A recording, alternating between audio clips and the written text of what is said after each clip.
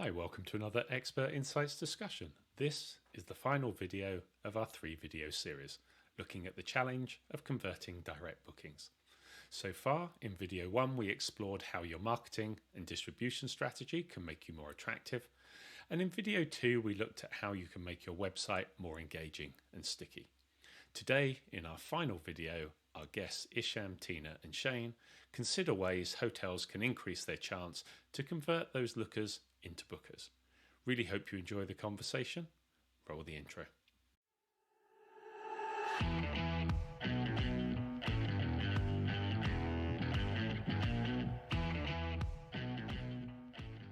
that makes sense.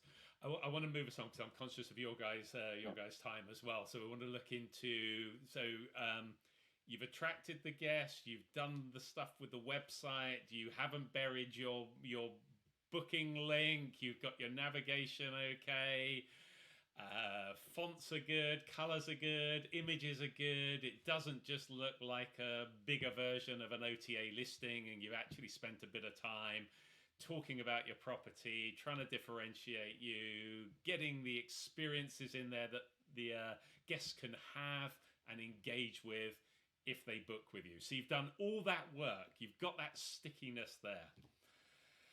And then, boy, do you make it difficult for them to try and go ahead and actually say. But so, Isham, how do you? Let's start with you as you were the last one talking there. How do we kind of? I don't like to use the word trigger because that's used negatively now. So how do we get them to want to book? How do we incentivize? How do we encourage? How do we get them into that booking process? And then maybe we can talk about that booking journey and some of the mistakes that you see and where you would be making some changes, and we'll get input from all three of you. So Isham, if you can just kick us off on that thought process. Sure. So let's start with the figures. I think there's different specific metric that float around, but there's a quite high bounce rate. Not really bounce rate, but a drop-off rate. So a cart abandonment, whatever you want to call it, about 80%. Mm-hmm. So depending on the industries, but I think travel, we're around the 80%. So you have to convince users one way or another to stay on the website. We know price is very important. So whether having a price comparison, so motivating them either on the price side of things. So whether it's a discount, promos, or add value for luxury properties, that it's important they don't discount, but it show you that you can have more by booking direct. So I think that's the key. Right away when they land on the website, it's very salesy, but you're fighting, that's again, the war, the war terms. So we're fighting for the attention of that's a specific visitor, and you have to make sure that you're making your mark and you're making that impact. So I think that's the first of it. Second, I'm sure that you guys will talk about it and make it as relevant as possible for them. Mm-hmm. So then it opens the door for personalization and other things, but it's at that specific moment, how can you incentivize them with whatever you have accessible to you, whether it's packages, discounts, and so on, to convince them to move to the next phase, to make it to the booking engine, as a first step. That makes sense. Tina? So yes, to all of those things. I think something, Shane, that you had said, and I'm sure you were going to say it again, so now I've stolen it from you. But I do think it's sorry. No, go, it's really it's really important. Is people now have become so used to transacting online, and they are used to having their data protected, and they're used to, they demand a sense of security when they put credit card information in. And so without that sort of, wording and security throughout that booking process, I mean, you're gonna lose a lot of people. I can't tell you the times I've chosen to book back through something like Expedia, because I'm like, ooh, this feels a little a little sketchy. Yeah. It's a little janky. So making sure that process is super seamless. The only other thing I think is interesting, and I've seen this done really well on some sites, for some hotels, and really not well on others, is a lot of people don't always have set dates. And so as they're going through the booking process, making it easy for them to understand how rates are sort of differ over a period of time. So if they're choosing one weekend, maybe they've just sort of defaulted to that, but then, you see the calendars and they have lots of all the rates. And so maybe someone's going to pick a different, a different date. Things like that encourage faster booking, because then they don't feel like they have to go back and shop around and do other things. So that's really small thing, but it makes a difference. That reminds just quickly, and I'll give you a chance then to think of something else, Shane. Although I think you're already ready to go. But I always there's a low cost airline we have in the UK. There's a few of them. There's one in particular, but I have to say, whilst it irritates me as an airline, its booking process I love, because when it presents its rates, it gives me like 30 days. Yeah. And so to your point, if I'm not fixed on the date I have to go, I can actually work out. I can put these combinations together, and then sometimes you're saving up to like £100 for a return flight just because you can alter the days. But again, when I've been to websites for hotels, I've got to put my dates in, and then it'll tell me. And then if I want different dates, I've got to go back, and I've got to put different dates in. And then it's like, oh my Lord. Anyway, sorry, that's me ranting again. Shane, over to you. A different point around the booking. Trevor, that's not the low cost airline that's going to do standing room only, is it? I can't comment because they'll probably sue me. Yeah, fair enough. Fair enough. I saw that. I'm like, well, that's one way to win the price war. Yeah, so I think yes to everything that's been said for sure. I was going to kind of dig into a little bit on the booking engine and booking experience. Right, the booking engine is really, when you're talking about that conversion piece, what that booking experience really looks like. Right, the ability to compare prices, the ability to understand the features, the room, the rate, and the package, all within that booking experience. And another thing that I think is really important is one of the things we have with our booking engine that I know is out there is rate comparison. So somebody can actually say, what is the direct rate versus what it is that I'm actually providing to the OTAs. So you're getting a better package, a better offer on the direct website if you book today. And they have real-time integration with the channel manager and their rate distribution. So your direct website is the most competitive thing in the booking experience, and they can see that right there in the booking engine and booking process. So with all that navigation, understanding the pricing, the packaging, the availability, and being able to do that on a cross section of time, also saying, we not only is all this here, but just so you know, you're getting the best deal here, because this is what the rates are other places. And that comes with the booking engine that's tied into your rates and your channel manager strategy. That's real time. So those things are all moving together, and they're not independent of each other, or they're not lagging on each other. That's an important piece on that conversion. Well, I want to pick up on that, because tying that back into, we almost talk about these things in isolation, but they're not. They're all interdependent and linked. I mean, just linking to your revenue strategy as well, and making sure your rates are right. But I guess, Isham, to your point, where you say, I mean, one of the things that you do is around that messaging, the bit that Tina was talking about, where it's like book now, but you kind of go on a bit more personalization. But it's important that not only is it personalized, but it's also linked to what you need for the property as well, isn't it? Yeah, absolutely. So it's a bit the point that you mentioned before, availability, and using availability to your advantage, and being able to see, let's say, all the dates.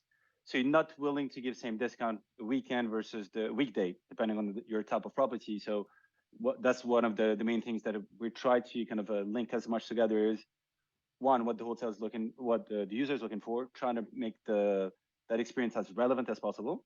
And second, what the hotel is trying to sell and what's their priorities in terms of revenue, in terms of inventory and availability and so on. So using a kind of availability as one of the key components to where do I send this traffic? The most extreme case would be, if there's nothing to sell, there's nothing to sell. Conversion rate will be 0. So you can have the best experience and the biggest 99% discount, there's nothing to sell, there's nothing to sell. So that's a bit of going from that extreme to kind of dispatching the user towards the dates that make sense. And depending on the dates, on some, you'd be willing to make more of an effort to kind of convince them to stay on those dates. For the users that might be a bit more price sensitive versus the others. And in some specific specific dates, you can also do the opposite when you're at your highest level in terms of revenue, margins. Hotels make the most of their money in the high season, and they compensate for the bad months. So at that specific time, how can you make sure that you're not leaving one room empty, and really motivating people to stay and finding the right combinations in terms of revenue strategy, longer stays, those kind of things, those kind of classic tactics from revenue, but making sure you implement those on the website. Yeah, that makes a lot of sense. Makes a lot of sense. We could talk about this for hours, and maybe we'll get you guys back on again to dig a bit deeper into some of these specifically. But I want to try and kind of pull this together, because if you're then sitting there and thinking, okay, what are some of the key? So we've heard about website. We need to get a website right. We've heard about booking engines. we need to, so I guess if we're looking at distribution, we're looking at channel managers within there as well. Yeah. Yeah. We've spoken about then that messaging, the trying to incentivize and convert that booking. So a platform that presents those opportunities, personalized packages to try and encourage them to actually move into that booking process and to do it now. There's some other bits I want to throw in to get your viewpoint, but under some of the core pieces of anything else in that tech space outside of those things, I guess CRM. I mean, to your point, Tina, I mean, having the data, understanding your guest, how you're utilizing that data. I mean, the CRM is going to be pretty critical to underpin that. Yeah. Yes, absolutely. I think it's sometimes really overwhelming, right? I mean, even just your list right now of all these things, right? For a hotelier, it's a lot.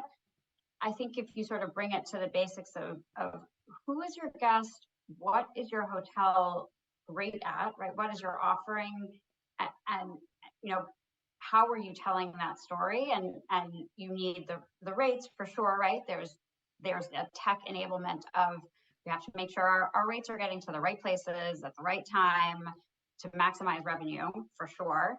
But you know, when you think about packages, think about it in terms of, you don't need a million different packages. You know, you don't need to be testing a million things. I think people get really overwhelmed with like the conversation around data, but really all we're trying to understand is performance and the guest at the end of the day. And so if hoteliers, I think, can stay focused on that which they know, right? And that's something, you are a GM, you're an owner, you're an operator of a hotel, that is, you live that all day long, right? That's very comfortable for you. So sort of putting it into that framework hopefully makes people feel a little bit less overwhelmed about all the buzzwords that float around sometimes. That makes sense. Shane, your kind of summary tech piece. Yeah, so I'd say the thing that's important to realize, not to use a cliche, but I will, it's a marathon, not a sprint, right? And when you look at the website piece, you know, looking at your keywords, looking at your structure of your website, it's going to take time for the search engines to index that. So when you make those changes today, it's going to take time, and that's okay, right? But ensuring that you optimize the booker journey on your website, understand your guests and the potential guests and the experience you want them to have is paramount, right? Make sure you have that. You have the booking engine that's kind of connected to your rates and your channel manager. Then you can start looking at your rates. What's your rate strategy? How does it compare to your market? What are those different packages? And all those can happen while you're connected to, let's say, 90% OTA sell-through. Mm-hmm. Once you have those pieces, you have a little bit of sense there, then start working on the distribution strategy. People don't just switch overnight. That distribution channel mix will evolve over time. You can experiment with things. That's okay, right? But the ultimate thing is get that website and that booking engine piece there. Let it start indexing in Google with your SEO keywords. Then start looking at your rates and your packages, and then start looking at that visibility piece and the distribution mix and getting yourself more visible for those direct bookings and optimizing how you do those rates on distribution channels. And it's a marathon. Don't do it all in one day. Take those steps over time, and you're going to see those changes and the increase in your revenue and occupancy numbers. That makes sense.